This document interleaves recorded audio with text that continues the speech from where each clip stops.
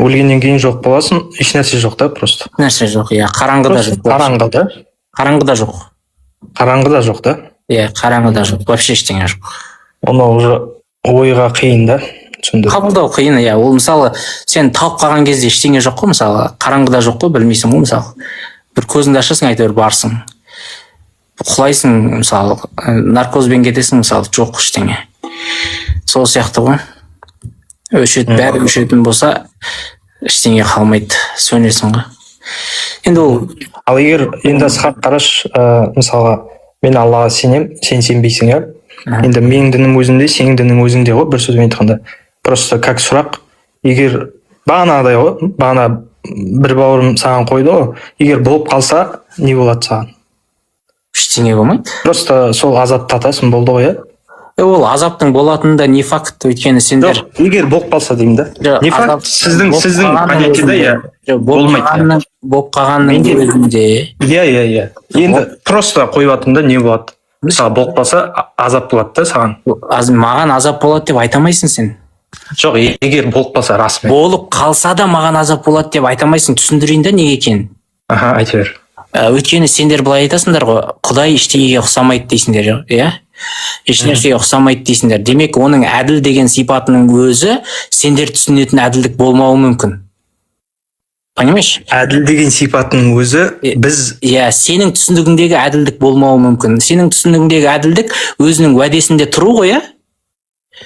Жалпы общий әділдік қой, иә? Иә, общий әділдік. Ал Құдайдың сендер сенетін Құдай бар болып қалса, оның түсіндегі әділдік басқа болып кетіп, заман тетір айналып, мен жәннатқа кетіп, сендер тозаққа кетіп қалуларында мүмкін. В общем, сондай вариант бар. Ал былай негізі тозаққа кететін болса, ол проблема жоқ қой, тозаққа кете береді. Негізі енді иә, мен иман келтіргесін Құранда мүміндерге деген сияқты сипаттарды береді ғой. Сіздер оған сенбейсіздер. Қазір мен ол аяттарды айтсамшы. Иә, проблема жоқ. Ол себепті просто сіздер егер болып қалса азаптатасыздар, біздер азаптатпаймыз. Егер ешнәрсе болмаса, бізде қараңғылық, даже қараңғылықта жоқ жер, сіздерде қараңғылық жоқ жер. Болды ғой, болса ғой. Не жоқ, сен олай істей алмайсың ғой, мысалы, басқа құдайларды неге ойламайсыңдар? Таңғаламын, біздің әлемде мұсылман мен атеист қана бар ма не? Қаншама діндер мен қаншама құдайлар бар. Мысалға айтып отырмын, қараңыз. Мысал ретінде қаншама дін бар, иә? Әрбір дінде өзінің несі бар ғой, жақсылық жасасаң, олардікі рас болып қалса, сен істейсің, мысалы. Олардікі рас болып қалса, оларда не болады, сол болады, болды. Иә, енді сен страховка үшін олардың да дінін ұстап алмайсың ба? Мен үшін осы мен саралаған бойынша ислам маған қатты өтті бір сөзбен. Жоқ, мейлі, өтсе өте берсін, былай страховый вариант. Дальше таңдауым ғой, просто Алла тағаланы сипаттағанда басқалардың сипаттағаннан жоғары сипаттайды да Алла тағала. Мұсылман болып жүре бер, бірақ қарапайым былай логикамен айтса, бүкіл Құдай бір-бірімен қырылса, мысалға айтып отырмын. Мықтырағы Алла тағала деген сияқты ой ғой бір сөз. Мұсылман болып жүре бер, бірақ запасной вариант ретінде тағы бір 5-6 дін алып алмадың ба? Ондай келіспейді. Просто қарама-қайшылықтар көп болады ол жерде. Жоқ, қарама-қайшылық болмайды. Кейін айтасың да Құдайға, негізі басқа вариант болып қаламын. Ол уже 200-лікке кетіп қалады да. Мысалға, мен қазір бір жұмыс жасап атам, екінші жақтан 6 жұмыс жасай алмаймын ғой. Подработкаға алып алса ертең керек болады. Жоқ, просто физически не үлгермеймін ғой. Ол енді қарапайым тема ғой. А былай енді сенім мәселесінде бір-біріне қайшы келеді полигон. Онда жаңағы аргументтің ең дұрыс деген таңдайсың, и соны ұстанам болды. Болды ғой, мен де ең дұрыс деген таңдап жүрмін, онда нормально. Сен де онда просто сенің дінің өзіңде, менің дінім өзімде ғой. Менде дін жоқ. Ұстаным онда. Менің дінім өзіме, сенің ұстанымың өзіңе, бір сөзбен айтқанда. Негізі құдайлардың битвасы болатын болса, сендердің құдайларың точно ұтылады ғой. Жоқ. Точно салқын күмән жоқ. Күмән жоқ. Жоқ, қаяқтағы ана арабтарға періштелерді жіберіп, 2000-3000 адамға періштелерді жіберіп, 5000 періштені жіберіп, қырылысып әрең жеңіп жүрген құдайларың деген Зевстер шығатын болса деген ұтылып қалады ғой. Жоқ. Сен просто Алла тағаланың сипаттары туралы толық зерттемегенсің, значит. Мысалы қара, Посейдон теңізде судың құдайы болатын болса, Алла тағала теңізді басқарамай қалса, Мұса батып өлетін еді, мысалы. Суды басқарамайды, мысалы, не істейді? Суды Алла жаратты ғой просто. Посейдон суды бермей қойса, не істейсіңдер, мысалы? Посейдонды Алла тағала жаратады ғой. Посейдон шамасы келмейді аллаға. бір сөзбен айтқанда Посейдон дейтін адамдардың шығарғаны ғой. Енді алла да адамның шығарғаны ғой. Иә, сенің ойыңша, иә, менің ойымша алай. Бәріміз үшін де сондай ғой, негізі ойдан шығарған. Иә. Ойдан шығарған. Мысалы, Посейдон соны алып алады, найзағайды Зевс бермей қояды. Мысалға, не істейсің? мияқташы бағана өлім турасында айттым ғой, мысалдар. Сода енді ғылыми түрде зерттеп айтып жатсың ғой. Может, расымен солай шығар. Бірақ діндегіні не үшін алмай тұрсың? Дінде де осы сипаттарды айтады ғой. Діндегі әңгіме сандырақ қой, қараш. Мынандай да, дінде сен өлесің дейді да, сенің жаныңды біреу келіп алады дейді. Негізі бар ғой, діннің әңгімесінде ше бесполезный дүниелер көп та, мысалы, періштелердің не керегі бар, мысалы, еріккеннен ба? Бұлай ғой, Ысқақ, мысалға, біздер Құранда келеді, сіздер енді оны мойындамайсыздар. Құранда келеді, мұсылман мен кәпірді айыратын нәрсе ол ғана ғайып дейді да. Жоқ, ғайыпты қоя берші. Жоқ, енді айтпайын да, Ысқақ сосын айтасың ғой. Ғайыпта емес мәселе. Мен ғайыпқа сеніп тұрмын. Сен ғайыпқа сеніп тұрсың ғой, сол мәселе. Мен саған ғайыптың әңгімесін айтып отқан жоқпын. Мен неге логикаларың, миларыңды неге қоспайсыңдар деймін да. Бәріне құдіреті жететін Құдайыңа періштелердің не керегі бар, мысалы. Бос тірлік қой ол періште. Мысалы, ойла, бір секундта жер бетінде миллион адам өледі. Кім жаңағы байғұс Әзірейіл миллионға бөлініп, жанында көмекшілері бар, жүгіріп, жанталасып жан алып жүрді. Ана жерде біреудің жанын алады, мына жақта біреудің жанын алады. Миллион бір секундта сондай қуып жұмыс істеп жүрді. Мысалы, негізі ол Әзірейілдің түкке керегі жоқ та. Жанды автоматтың түрде де өзі шығып, баратын жеріне баратын қып істеп қойса болады да. Былай ол Құранда келеді ғой. Иығындағы екі періштенің де мысалы ешқандай да смыслы жоқ та, өзімен өсіп жүр. Былай ғой, просто бұл жерде мысалға бағанаға айтып жатсың ғой, әрбіреуіне мысалы Алла тағала өзі де ала қояды ғой деген сияқты айтып тұрсың ғой. Зачем олар деп тұрсың ғой. Просто Құранда келеді, мен үшін ғой, енді сіздер үшін біз. Құранда келеді, Алла тағала бір нәрсеге бол десе бола қалады дейді. Например, дәл солай бағана айтқандарына келіседі. Просто бұл жерде біз былай қабылдаймыз. Бұның барлығын Алла тағала қабылдады, қалады. И сол болды, все. Бұл иман ғой. Бұл иман. Бұл жерде бізде сізбен айып тұратын тұра тұршы. Сендер сонда дінге кірмей тұрып, осындай дүниелеріне қарап бір ойланбайсыңдар ма? Не сандырақ ма деп? Жоқ, өйткені біз ақыл тоқтатып тұрып, былай қараш, Ысқақ. Сен ақылыңды қарашы. Сен ақылыңды істетіп тұрған жоқсың, сен. Ақылыңды істетіп тұрған жоқсың. Қандай сандырақ болса да көндік деп тұрсың да, өйткені біз кіріп қойғанбыз деп тұрсың. Енді қараңыз.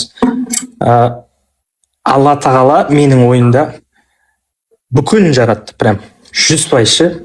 Не бар, не жоқ, нені істеді, бәрін жаратты Алла тағала. Енді қара.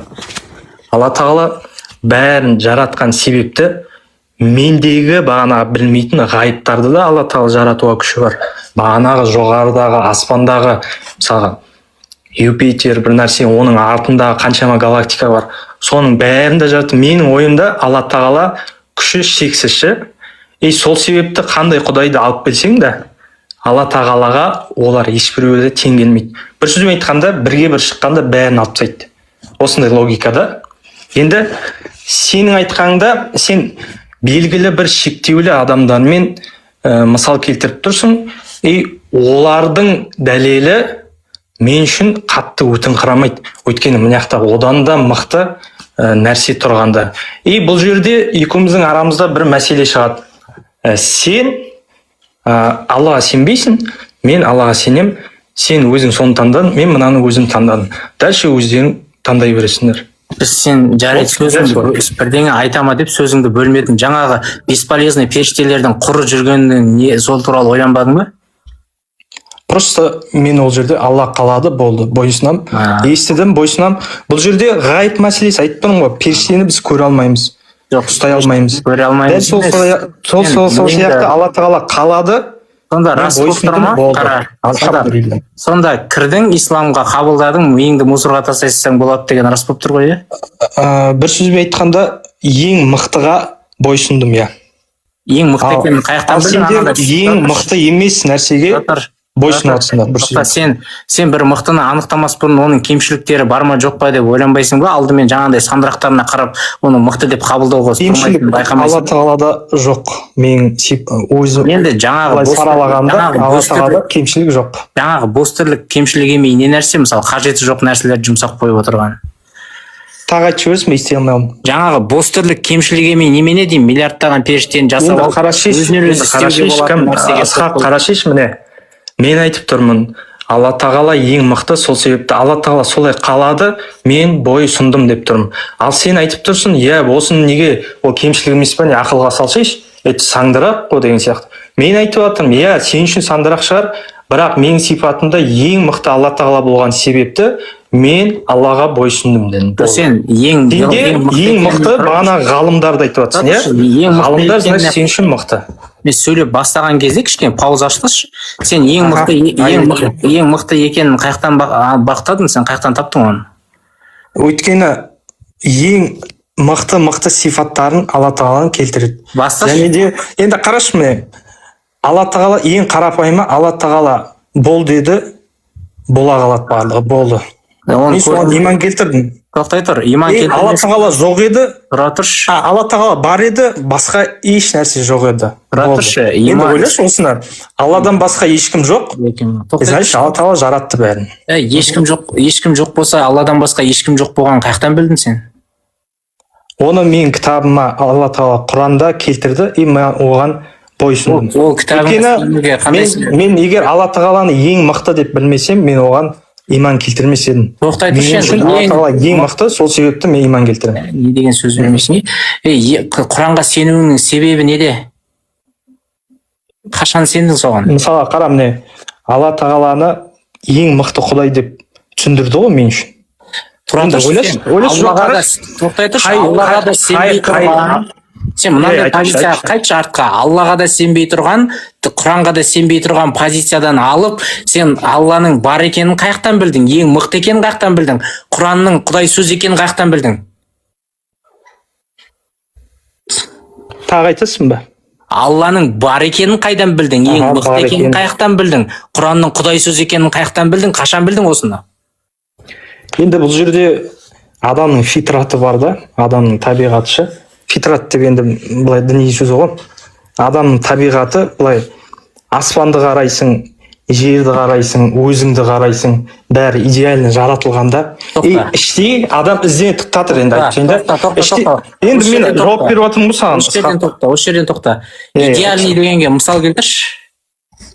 Мен қалай айтып едім идеальный дейтіндей? Мен соны есіме салып жіберші. Айналаңның бәрі идеальный дедің ғой, сол идеальныйдан мысал келтірші. Идеальный болмай шықса ойыңнан қайтасың ба?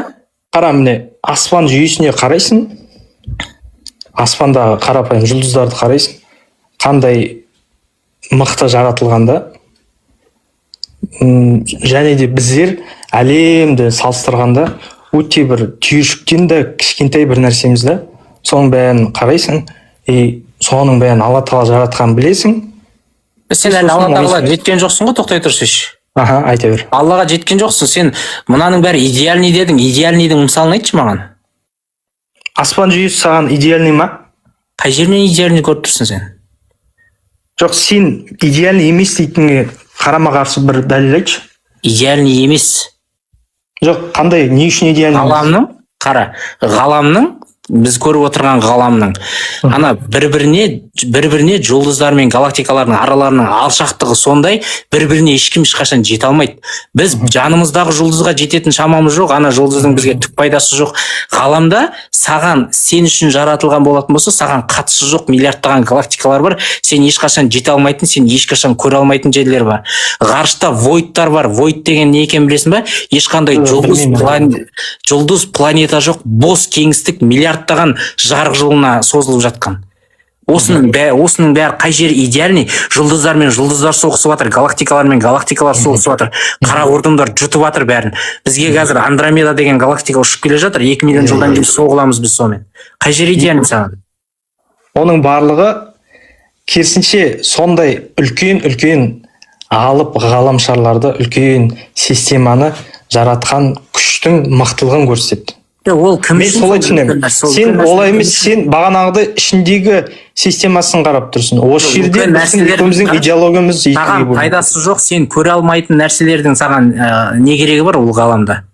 Былай ғой, Ысқақ, біз білмейтін қаншама нәрсе бар шығар. Иә, солар не үшін керек саған?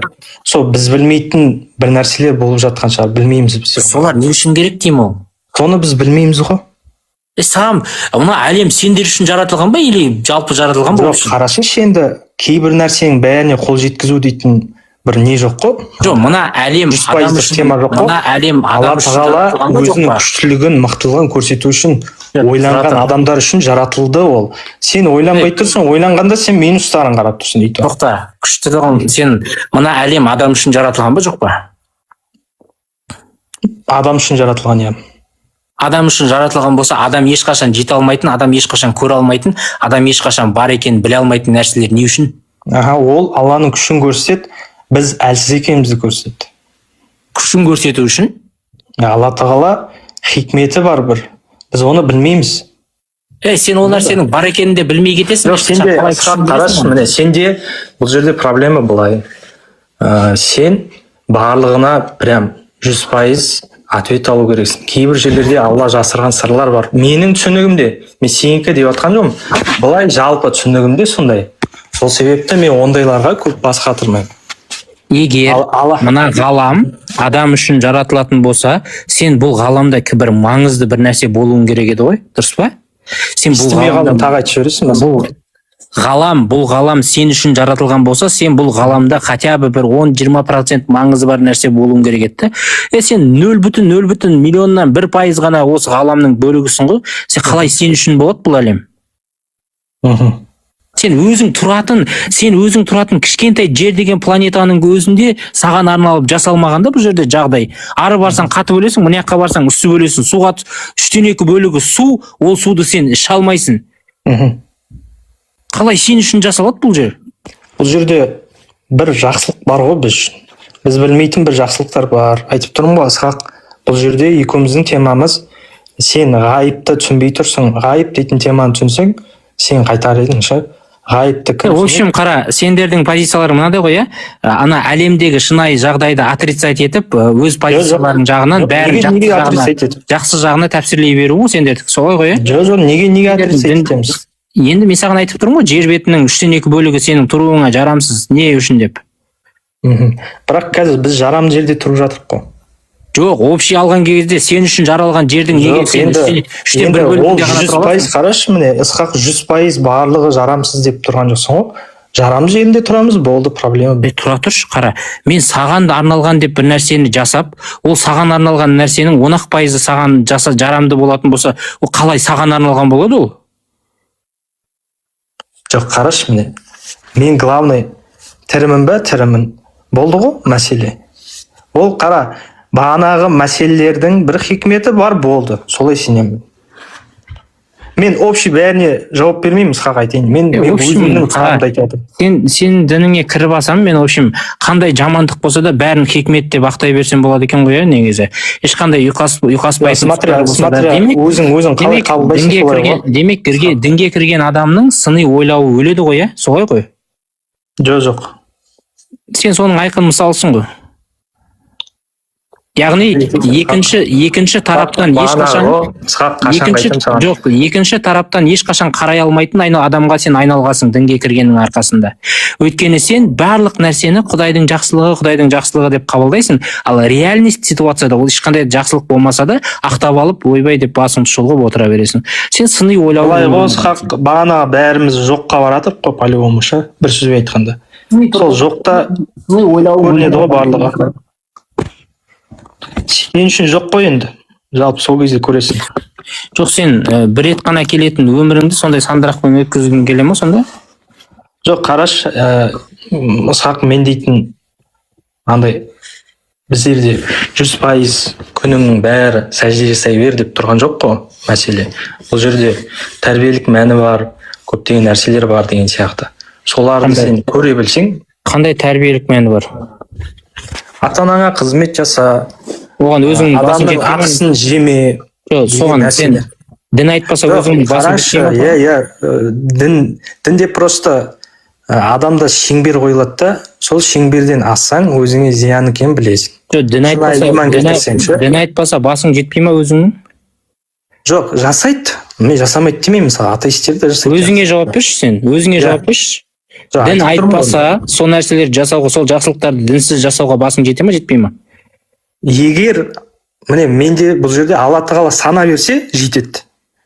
Мен вроде Алладың барын білмеймін, например, ше, бірақ егер Алла тағала маған сана беріп қойса, жетеді. Сана бермесе, оған жетпейді.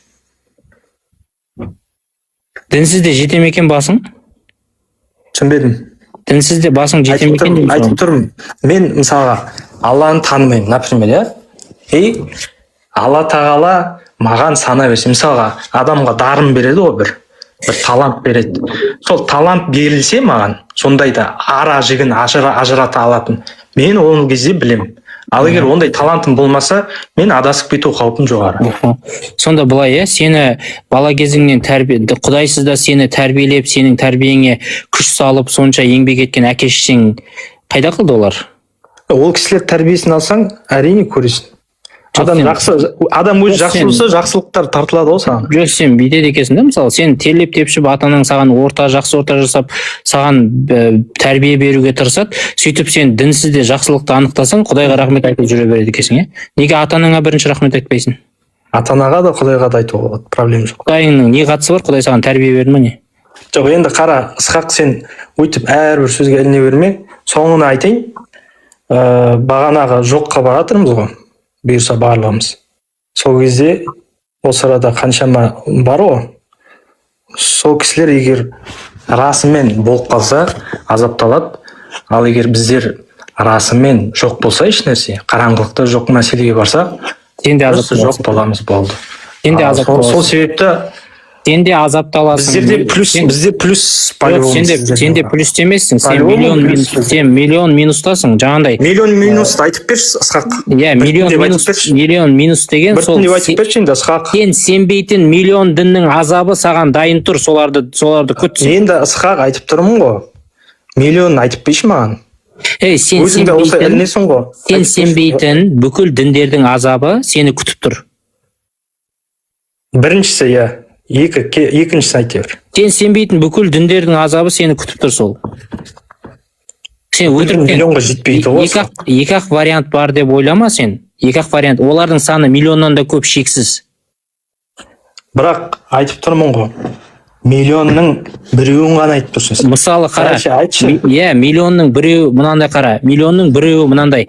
Аты Аслан дегендерді тозаққа кіргізетін, жәннатқа кіргізбейтін бір Құдай болатын болса, сен ұтылдың деген сөз. Ол Алланы алып келсең де сені кіргізбейді, өйткені сенің атың Аслан. Түсінді ма? Таңатар деген фамилиясы бар адамдарды. Түсінбей қалдым, шын айтамын. Таңатар деген фамилиясы барларды жәннатқа кіргізбейтін бір Құдай бар болатын болса, сен ұтыласың, сол үшін фамилияңды ауыстыртса. Ондай нәрсе жоқ қой. Ол Аллахтан да қорықпайды, ол опасный Құдай. Сосын суретінде аватаркасы тұр. Тоқтай тұр. Аватаркасында шай ішіп отқан суретін қойғандарды жәннатқа кіргізбейтін Құдай бар. Сол Құдай болатын болса, сен қадаласың. Андай Ысқақ шамалы диспутта андай не бар ғой, мәміле бар. Бір-біріне құрмет бар. Ысқақтың эфиріне кіріп екі монета алғандарды, Ысқақтың эфиріне кіргендерді жәннатқа кіргізбейтін Құдай бар. Сен сол жерде қадаласың, мысалы. Түсінбедім. Менің эфиріме кіріп екі монета подарок алғандарды тозаққа жіберетін Құдай бар. Вот. Сол кезде тағы қадаласың. Сен сандырақтап кеттің, Ысқақ. Рас айтайын. Сандырақтап кеттің, сандырақтап кеттің, Ысқақ, рас айтам деген сөзді айтқандарды жәннатқа кіргізбейтін Құдай болса, сен қадаласың, мысалы. Ысқақ, сен істетіп жатсың, ше? Шайдырып жатсың, былай қарапайым. Осы сөздерің маған қарсы сөйлегенің үшін сені тозаққа жіберетін Құдай болса, сен опять қадаласың, мысалы.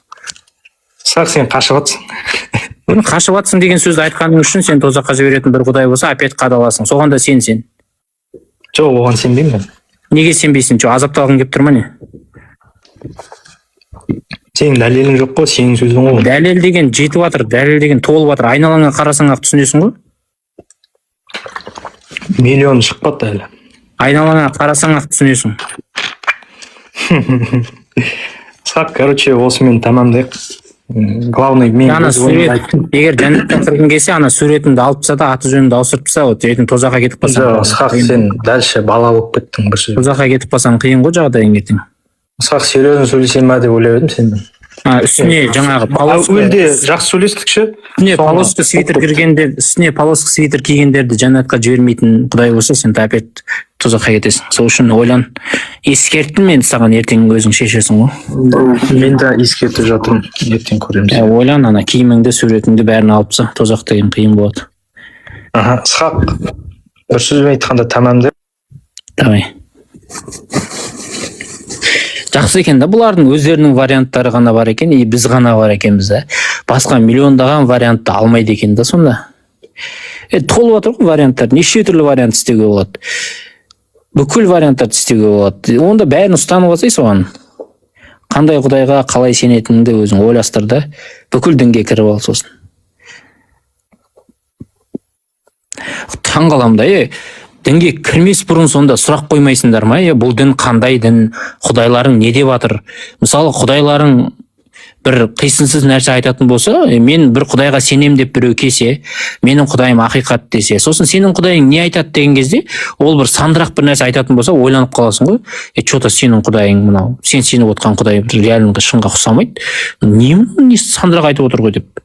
Сөйтіп бір ойланып қаласың да, дінге кіріп алғаннан кейін уже сенде аргумент қалмайды. Сен бәрін ақтай бересің. Кеше ғана не деді? Кеше хикмет деп айтып еді ғой, кім? Асыл Руслан ба? Руслан ба? Кім? Нені хикмет деп айтып еді кеше? Балалардың соғыстан өлгендердікі хикмет деді ма? Не деді? Бала шағасын қырып тастаса хикмет деді ма? Бірдеңе деді. Сонда бірдеңелерді хикмет деп қуып отырасың сосын.